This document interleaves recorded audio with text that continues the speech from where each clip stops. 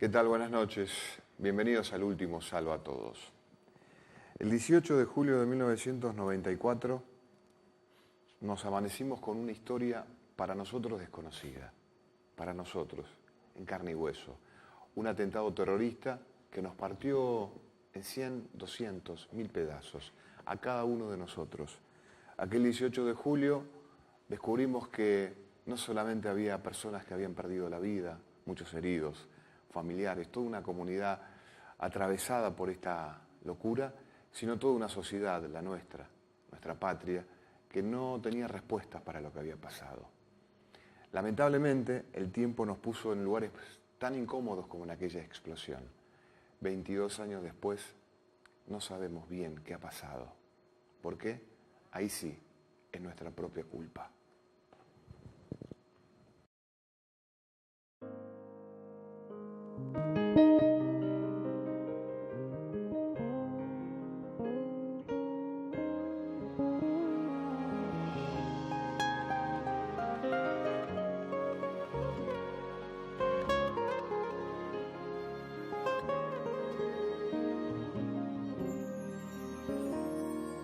Los viejos amores que no están, la ilusión de los que perdieron, todas las promesas que se van y los que en cualquier guerra se cayeron. todo está guardado en la memoria. Sueño de la vida y de la historia. El engaño y la complicidad de los genocidas que están sueltos. el indulto y el punto final. A las bestias de aquel infierno. Todo está guardado en la memoria. Sueño de la vida y de la historia. Se puede recuperar la silencio. 2, 3, 4.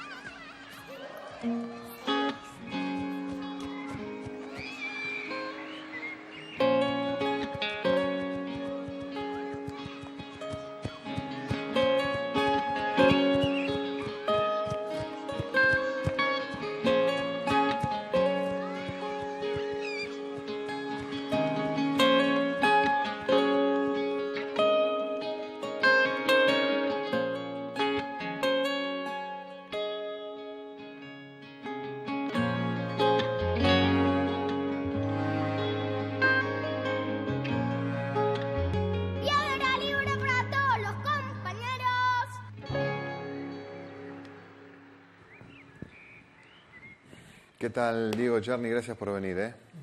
Bueno, ¿cómo querés que te presentemos, Diego? ¿Cómo te gusta presentarte? Si bien tenés una responsabilidad institucional en la ciudad de Rosario, ¿te gustaría, digamos, bueno, ahí está, presidente Daya Rosario? Así eligió nuestra productora Valeria Friedman presentarte. Ya, se me anticipó Valeria. Sí. ¿A vos cómo te gusta? ¿Eso te gusta ese lugar?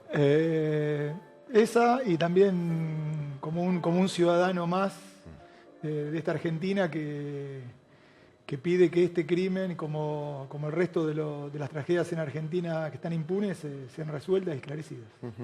El 18 de julio del 94, bueno, veíamos imágenes de aquel momento. ¿Dónde estabas vos en ese momento? Estaba en Rosario, yo soy abogado, estaba en mi oficina, había feria judicial, o sea, por lo tanto estaba un poco más tranquilo. Me entero me llama un amigo, en ese momento no había celulares, pocos celulares, me llama un amigo contándome lo que había pasado y ahí decidimos convocarnos en la Keilah de Rosario, en la Asociación Israelita de Beneficencia, en la calle Paraguay, un poco para estar juntos y para ver qué hacer frente a semejante tragedia. ¿Intuían que esto podía llegar a pasar cuando se enteraron de la situación?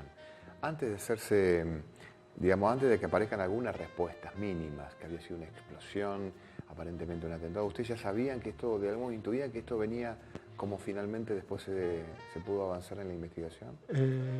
No, en lo inmediato, no, digo en no, lo inmediato. No, había ocurrido el atentado de la Embajada de Israel en marzo del 92, pero en ese momento el atentado a una sede diplomática era, ahí sí, el atentado de la Embajada se lo podía circunscribir como un conflicto, como algo de conflicto en Medio Oriente.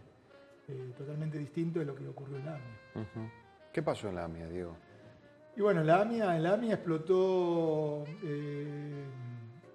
una mutual de un edificio de 9 pisos que albergaba desde un jardín de infantes de chicos, que gracias a que la tragedia, gracias entre comillas, ocurrió en vacaciones de invierno, evitamos que todos los chicos del jardín de infantes estuviesen allí en ese momento. Involucrados en el atentado. Hay una bolsa de empleo de la AMIA, que es ejemplo en búsqueda de trabajo en Argentina, sí, utilizado con un montón de resultados plenamente satisfactorios. Un centro de ancianos, una biblioteca, o sea, una mutual que brinda servicios a sus asociados en todo el espectro social y una sociedad civil muy bien arraigada en la República Argentina. Uh-huh. ¿Por qué crees que fue la AMIA? ¿Por qué crees que pasó lo que pasó? Gobernaba Menem en aquel momento la Argentina. Se decía que había situaciones que el gobierno de Menem permitía para que eso ocurra, cuentas pendientes. Algunos consideran que lo que sucedió en la AMIA fue la mayor tragedia en la historia política del mundo después de la Segunda Guerra contra la comunidad judía. ¿Ustedes tienen respuesta a eso? ¿Por qué pasó en la AMIA? En ese momento, en ese lugar. El tema del atentado, nosotros tenemos dos aspectos que queremos señalar. Primero que el atentado fue a la sociedad argentina, o sea, la sociedad argentina fue la que recibió el atentado, el cruel atentado. Como sociedad tenemos una asignatura pendiente que es la falta de esclarecimiento y un crimen impune. Y y lo que está ocurriendo justamente a nivel internacional con esta ola de atentados demuestra lo que venimos afirmando hace mucho tiempo, de que el terrorismo no elige un lugar, el terrorismo mata al que piensa distinto, mata al que piensa diferente, y es una cruzada contra las libertades, contra los que sostenemos a la vida como valor supremo. Y por eso ahora golpea en Bruselas, golpea en París, en Nueva York, en todo el mundo. Después de aquel momento ustedes se reunieron allí en la Keilai y unos días después fueron a Buenos Aires. Hicimos, me acuerdo, un acto muy, muy convocante en Plaza 25 de Mayo.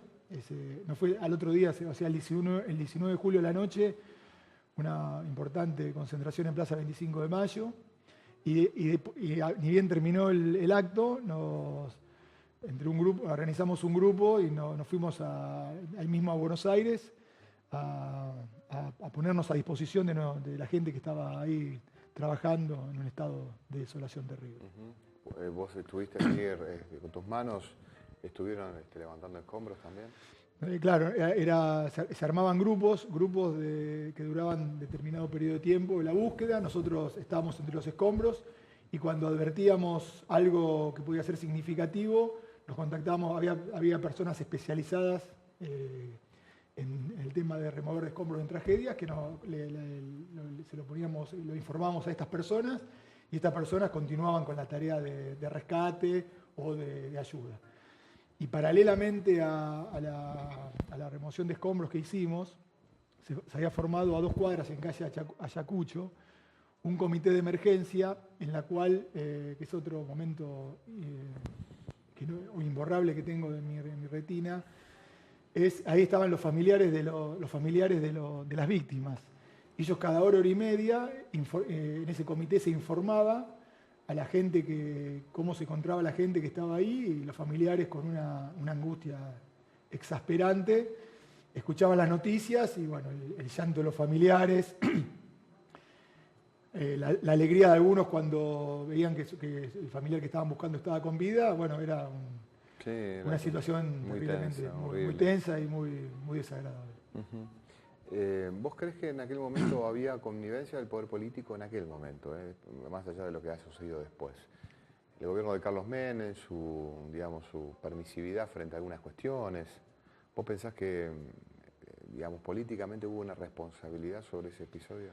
Yo lo que podemos afirmar es que, como te comentaba antes, el atentado a la Embajada de Israel y la falta de resultados en la investigación les mostró a los terroristas que Argentina era un lugar accesible para... Un país amable para... Un país amable, un país accesible para cometer atentados, y justamente por eso lo volvieron a elegir 2 años después. Y después, bueno, con todo lo que ha sucedido con posterioridad en el entorpecimiento y en el encubrimiento del atentado. Esta mañana hablando en la radio con un interlocutor de Buenos Aires, también el titular de DAIA Buenos Aires, me decía que el esfuerzo de muchos como ustedes que fueron a remover escombros, a ayudar, a intentar buscar respuestas o a salvar a los que se puedan salvar y demás, también auxilió a la impunidad porque se borraban muchas pruebas en esa inquietud que había, con muy poca organización, sin equipos especializados y demás, ¿no? Cierto, eso puede ser que quizás se haya pecado en exceso, pero la idea era ponerse en ese momento era lo que salió, lo que surgió era ponerse a disposición. Nos comunicamos con la gente de Buenos Aires y nos dijeron que hacía falta colaborar con ellos, pero que quede bien en claro de que el ocultamiento de las pruebas obedece fundamentalmente a aquellos que estaban encargados en ese momento de investigar, de recolectar. Lo hicieron mal, o lo hicieron, o omitieron, o lo desviaron, y no es casualidad de que al poco tiempo haya desaparecido de la División Orden Constitucional de la Policía Federal las escuchas telefónicas de Tejeldín, que esa prueba hubiera sido vital, de vital importancia para progresar en la investigación del atentado. Rivelli también aparecía, toda una estructura de comisarios y estructura de Policía Federal, ¿no? De Buenos Aires en aquel momento, la bonaerense, digamos, toda una logística también muy sucia y que ha quedado impune con el correr del tiempo, ¿no? Lo que pasa que eso tiene que ver con, en este momento, para graficarlo, hay 2 causas, AMIA. Está la causa principal, que es la que está en este momento Canicova Corrales, el juez, que está paralizada porque hay órdenes de captura contra funcionarios y ciudadanos iraníes, que por no colaborar con la justicia están prófugos de la justicia argentina, y bueno, justamente por eso la causa se encuentra paralizada a la espera de poder implementar el juicio en ausencia que estamos solicitando, se puede implementar para poder avanzar, que si querés después lo comentamos. Sí. Y paralelamente está la causa por encubrimiento, que tramita en el Tribunal Federal número 2 de Capital Federal, donde ahí están procesados un expresidente, Menem, un ex juez, Galeano, un ex dirigente comunitario, ex funcionarios, ex ministros. El dirigente comunitario es Beraja.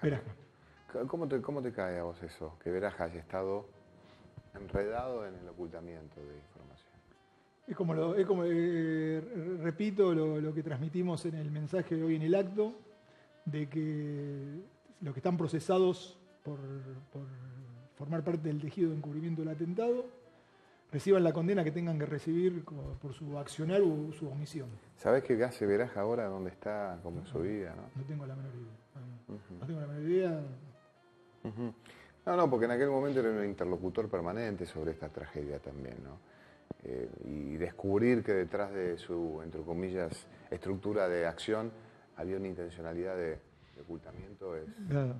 Por eso, eso justamente tiene que ver con lo que hablabas antes de la policía bonaerense. En su momento se detuvo a policías bonaerenses, a Rivelli y otros más.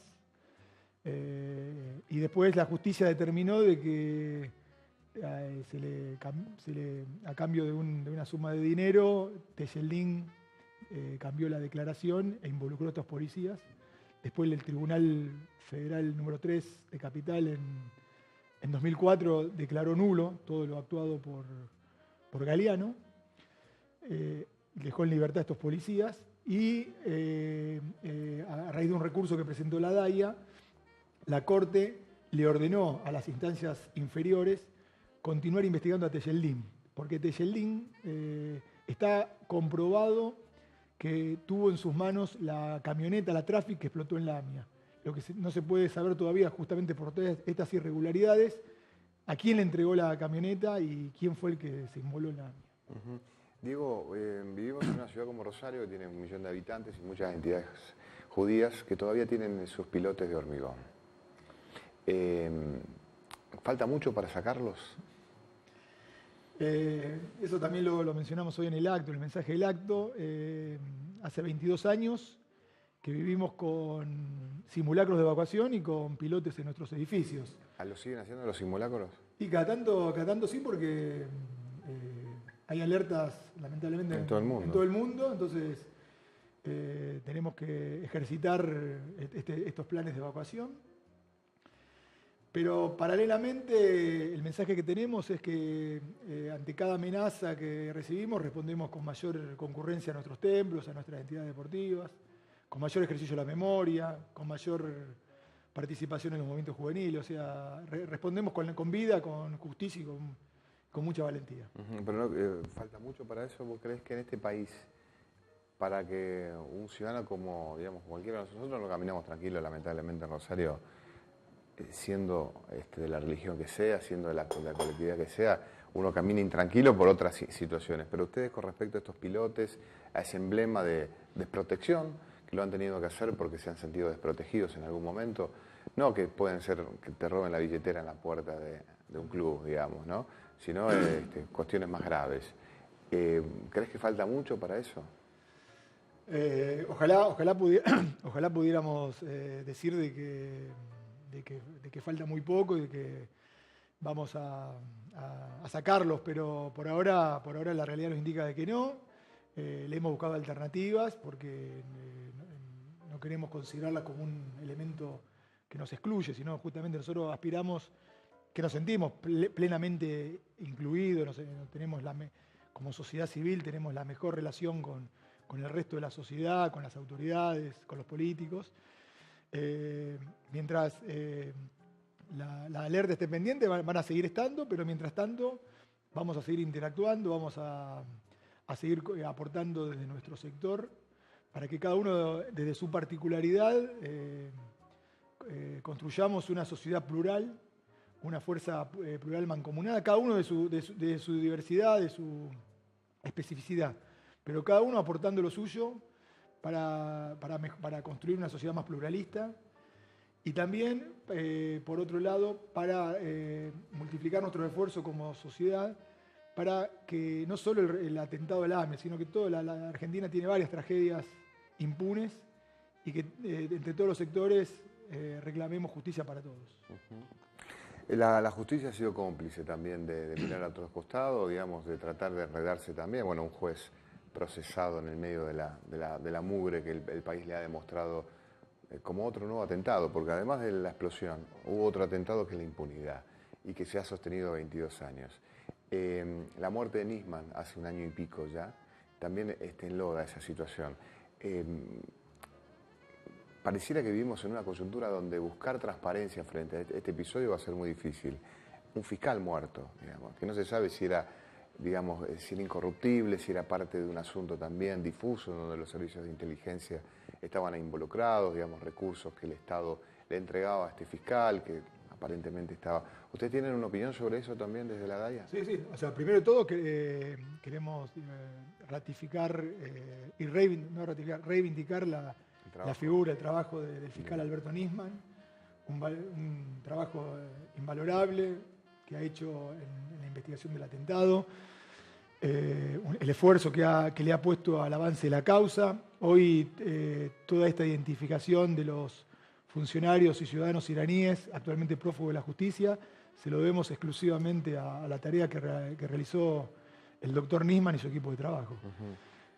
Y también que le costó la vida, por eso nosotros decíamos de que la bomba sigue estallando contra los encubridores, contra los que se robaron las pruebas, y también sigue estallando que a 1 año y medio de la muerte del fiscal Nisman todavía no sepamos cómo ha sido su fallecimiento, porque también tenemos derecho como sociedad a saber qué es lo que ocurrió realmente.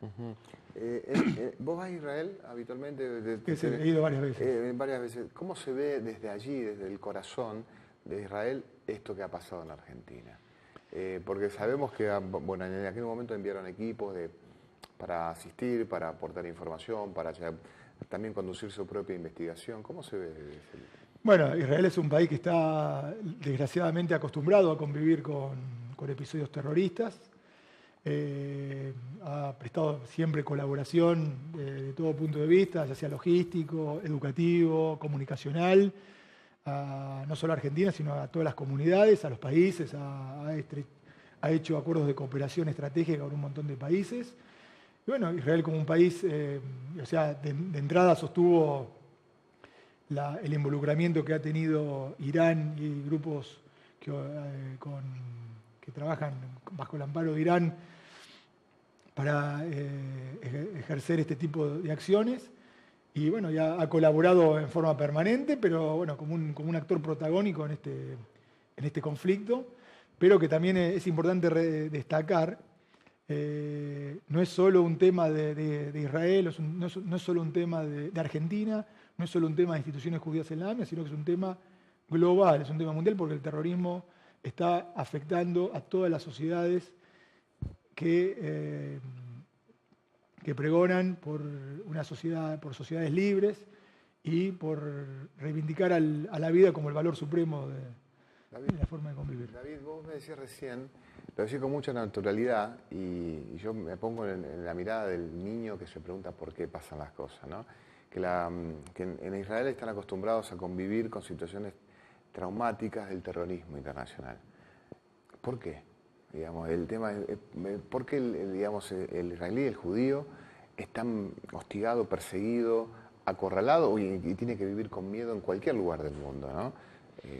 Desde Nueva York, con las Torres Gemelas, hasta otros ámbitos, digamos, de la vida cotidiana. ¿Por qué crees? Ustedes, digamos, a la hora de buscar en los manuales, en la propia historia, se preguntan, digamos, inclusive a la hora de la niñez, ¿por qué nos pasa esto? No, nosotros, te voy a corregir un poco la pregunta. En realidad no nos preguntamos por qué. Nosotros hacemos cómo enfrentamos. O sea, hay un problema, ¿cómo lo enfrentamos? ¿Cómo enfrentamos esta situación?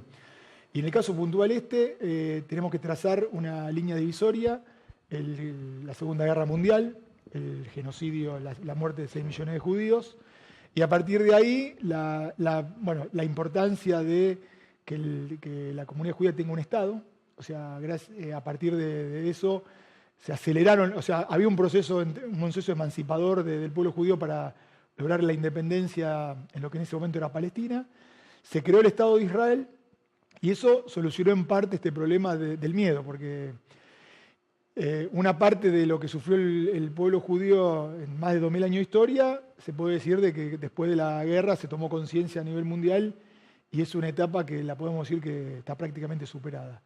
Y el actual temor que tienen los ciudadanos israelíes, como tenemos todos en el mundo, es un temor que estamos teniendo todos los ciudadanos que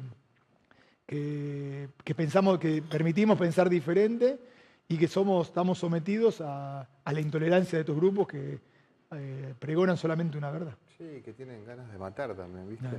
Bueno, tenemos un cuaderno que cosieron aquí en Rosario, un cuaderno cosido a mano, y que te va a permitir a vos escribir lo que quieras en el lugar del cuaderno que quieras. Yo te abro acá deliberadamente 2 páginas, pero vos podés elegir cualquier lugar del cuaderno y mientras escribas, elegiste un tema que es la versión que AMIA produjo junto con 100 músicos argentinos, sí, ¿no? De la memoria de León Gieco. Así es. Bueno, el texto, este momento es tuyo. Bueno.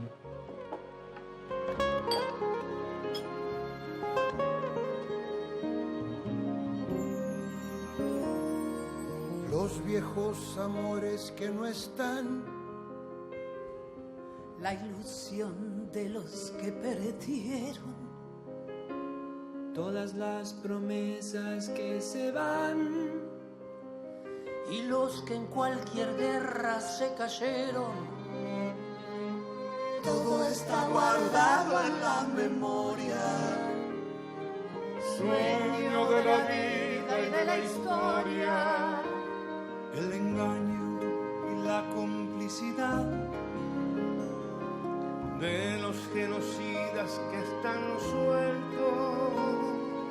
El indulto y el punto final.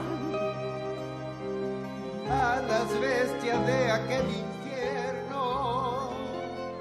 Todo está guardado en la memoria. Sueño de la vida y de la historia. La memoria despierta para herir A los pueblos dormidos, que no la dejan vivir. libre como el viento. Los desaparecidos que se buscan con el color de sus nacimientos, el hambre y la abundancia que se juntan. El maltrato con su mal recuerdo. todo está clavado en la memoria. Espina de la vida y de la historia. 2000 comerían por un año. Con lo que cuesta un minuto militar. ¿Cuántos dejarían de ser esclavos por el precio de una bomba al mar? Todo está clavado en la memoria. Espina de la vida y de la historia. La memoria pincha hasta sangrar A los pueblos que la amarran y no la dejan andar, libre como el viento.